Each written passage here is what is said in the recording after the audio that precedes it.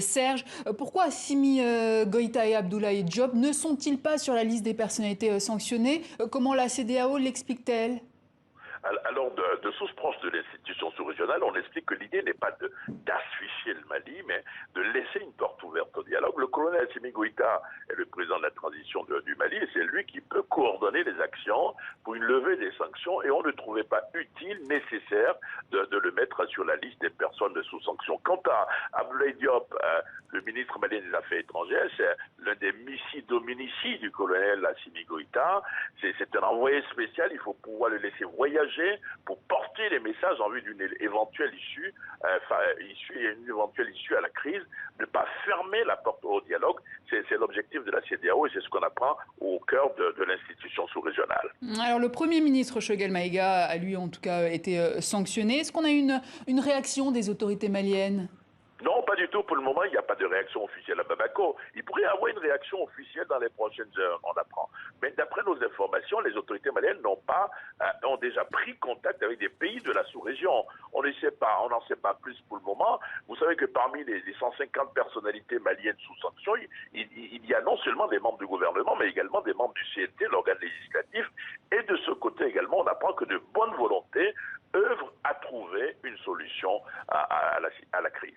Serge Daniel en direct, merci pour toutes ces précisions. Dans l'enceinte du Conseil national de transition, la décision a du mal à passer. L'ensemble de ses 121 membres figure dans la liste des personnalités sanctionnées par la CEDEAO.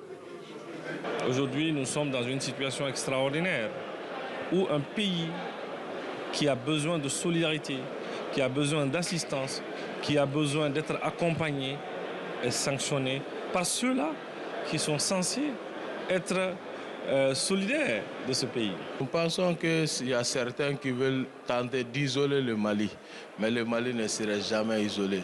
La sanction, gel des avoirs financiers et interdiction de voyage au sein des 14 autres pays de la CEDEAO. C'est au début du mois au Ghana, lors d'un sommet extraordinaire, que la CEDEAO a pris la décision de sanctionner les autorités maliennes. Selon eux, la transition n'avance pas assez vite et plusieurs personnalités maliennes retarderaient la tenue des élections et donc le retour des civils au pouvoir. Sur leur liste, le Premier ministre de transition Choguel Kokala Maïga ainsi que 27 ministres de son gouvernement. Mais sont exclus de la liste sans explication le colonel Assimi Goïta, président de transition, et le ministre des Affaires étrangères Abdoulaye Diop. Alors certains espèrent qu'ils pourront renverser la situation. Moi, je vais plutôt interpeller les autorités de la transition et surtout le président de la transition qui ne figure pas sur la liste et le ministre des Affaires étrangères aussi, de saisir cette occasion pour discuter avec la CEDEAO, pour que les sanctions qui sont en cours ne deviennent pas des sanctions globales sous forme d'embargo économique sur le Mali.